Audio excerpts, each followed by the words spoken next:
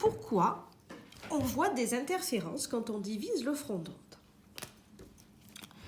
Donc, quand on divise le front d'onde, on obtient deux ondes qui ont la même période fréquence et le même déphasage phi à l'origine.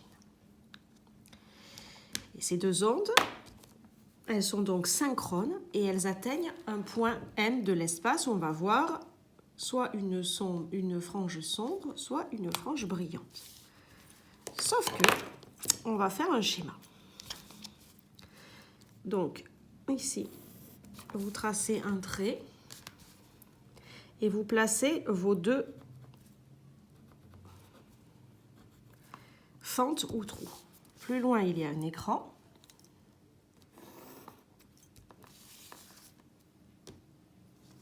Donc, il va y avoir une notion de retard pris par l'onde 2 au point M. Donc, le point M, c'est un endroit de l'écran où il y a une interférence. Pourquoi? Parce que les deux ondes secondaires créées ne parcourent pas la même distance. Alors là, clairement, vous le voyez. Vous voyez que cette onde parcourt cette distance et celle-ci, celle-là, qu'elle est quand même légèrement plus grande. On parle de différence de marche. Donc, nouveau vocabulaire à avoir. Ça s'appelle une différence de marche et on la note θ. Donc, ça s'exprime en mètres, c'est une différence. Donc, c'est le petit... pas θ, pardon, delta, le petit delta. Et donc, la superposition des deux ondes au point M, elle dépend de la différence de marche. On a vu que des intensités lumineuses s'ajoutaient. Donc maintenant, vous pouvez commencer à comprendre le phénomène. En ce point M, les intensités lumineuses s'ajoutent. Donc, s'il y en a une qui est maximale et l'autre qui n'est pas maximale, ça va faire une intensité X. Si les deux sont maximales à ce point M, ça va faire quelque chose qui est renforcé, qui est très brillant. S'il y en a une qui est maximale et une qui est minimale, ce que nous appelions opposition de phase en première, ben vous voyez que ça va s'annuler. Donc les interférences est un phénomène étrange puisque deux sources de lumière peuvent donner pas de lumière. Donc, soit O, le point du faisceau laser, soit O, le point où le faisceau laser aurait touché l'écran s'il n'avait pas été divisé. Donc s'il n'avait pas été divisé, hop, il aurait touché l'écran au point O. C'est-à-dire propagation rectiligne de la lumière. Donc ici, vous mettez le point O. Et donc ça, c'est l'axe X, et on a l'axe Y qui part de l'autre côté. Donc nous, on va travailler en X. Donc, ce point M, il a des coordonnées X, Y. Donc ici, c'est X. Ensuite, distance D entre les fentes et l'écran. Et maintenant, on fait le trajet de la lumière. Donc, première couleur, la source 1, elle est ici. Deuxième couleur, la source 2, elle réalise ce trajet.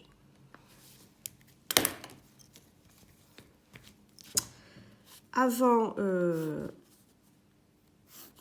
il n'y a pas de différence de phase, puisque c'est la même distance qui est parcourue. Donc, on va chercher à calculer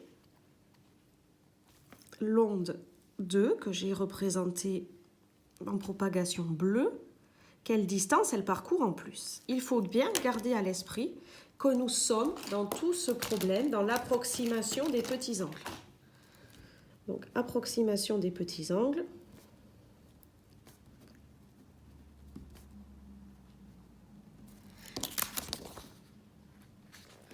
Ça veut dire que sinus θ est à peu près égal à θ et aussi que tangente θ est à peu près égal à θ. Ici, donc, on abaisse la perpendiculaire pour trouver la différence de marche.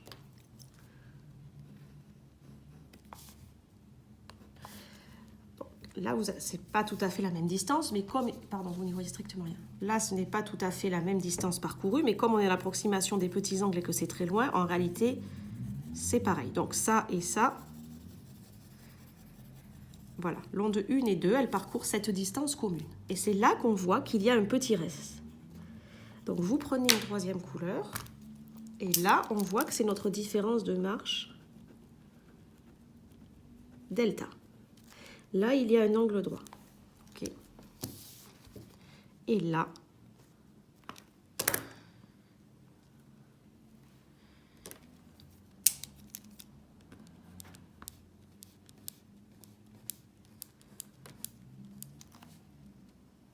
qu'il y a ici aussi, en vert.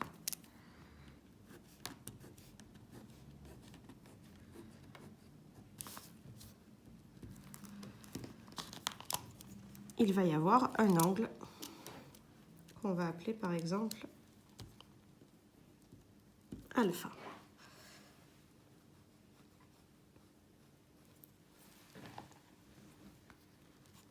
Et cet angle, globalement, on va le retrouver ici. Là, mon dessin n'étant pas fait à l'échelle, c'est exagéré. Mais comme on est dans des distances très loin par rapport à la taille des fentes, en fait, cet angle, globalement, si je recule mon écran, il va quasiment être égal à celui-là. Donc ça, on y reviendra plus tard. Donc voilà, là, on s'intéresse au point M. Donc, si les deux ondes, elles arrivent en phase au point M, c'est-à-dire 2 maximum avec 2 maximum, qu'est-ce qui va se passer? L'intensité de la lumière va augmenter. Donc, on obtiendra une interférence constructive. Donc, il faut que les deux ondes arrivent en M en phase. Maintenant, si les deux ondes arrivent en opposition de phase au point M, eh bien, nouveau vocabulaire, ça va être ce qu'on appelle une interférence destructive. Donc, on verra du noir. Donc, effectivement, si vous ajoutez un maximum et un minimum, vous voyez que ça fait 0. Là, un minimum, un maximum, ça fait 0, un maximum, un minimum. Donc, on n'obtient pas de lumière. Interfrange sombre, frange brillante. Le fait d'arriver en phase ou en opposition de phase dépend de la différence de chemin optique parcouru par l'onde. Donc, de quoi ça dépend? De la différence de chemin optique. Donc, si je reprends mes expressions, effectivement, vous voyez que au temps t, si je chronomètre, par exemple, au bout de 3 secondes, vous voyez bien que cette onde 2, elle m'a mis plus que 3 secondes pour arriver ici, contrairement à l'onde verte. Et donc, qu'est-ce qu'on sait? Pour que deux ondes soient en phase, c'est-à-dire qu'elles aient le maximum au même endroit, il faut que l'argument qui se trouve dans le cosinus soit multiple par 2π de la même valeur. Donc, on aura un maximum pour les multiples de cosinus égale cosinus. Donc, pour que tous les deux soient sur un maximum, par exemple 2π, 4π, 6π. Donc, on va dire que pour qu'il y ait interférence constructive, eh bien, il faut que les arguments soient égaux modulo 2π. Donc, on y va.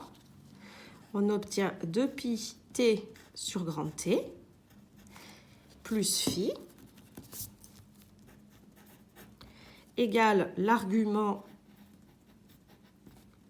t moins tau de l'autre onde plus phi plus 2kπ plus un multiple de pi. Donc, on développe tout ça.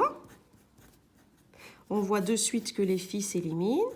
Donc, égale 2π sur fois t moins 2π tau sur t plus 2kπ.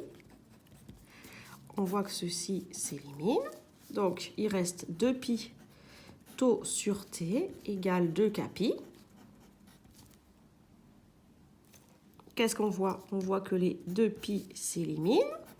Et donc, il ne nous reste que le retard sur la période de l'onde, c'est k. Or, le retard, il est dû à la différence de marche. L'onde, elle se propage à une vitesse c dans l'air. Donc, toujours notre petite formule de base, vitesse égale distance sur temps. Ça veut dire que ce retard taux, c'est la distance parcourue en plus par l'onde, donc cette fameuse différence de marche θ. Or, taux, c'est θ divisé par la célérité de l'onde. Donc, taux sur grand T égale K. Et qu'est-ce qu'on reconnaît? C fois T, ça fait lambda. Or, lambda égale C fois T, donc ça implique que la différence de marche sur la longueur d'onde, c'est un nombre entier. Et ça implique que la différence de marche, c'est un nombre entier de la longueur d'onde. Donc, on aura une interférence constructive, c'est-à-dire une frange brillante, si cette différence de marche pour ce point M, c'est un multiple entier de la longueur d'onde. Ensuite, tac, si vous prenez un autre point M, à ce moment-là, à nouveau, il faudra calculer la différence de marche et voir si c'est un multiple entier. Eh bien, il y aura une interférence constructive. Et on va voir la condition maintenant pour qu'il y ait une interférence destructive. Donc, pour qu'il y ait une interférence destructive, ça veut dire que quand l'onde 1 est maximale, il faut que l'autre, elle soit minimale. Donc, elle soit en opposition de phase. Et donc, pour que deux cosinus soient en opposition de phase, il faut que leur argument, il soit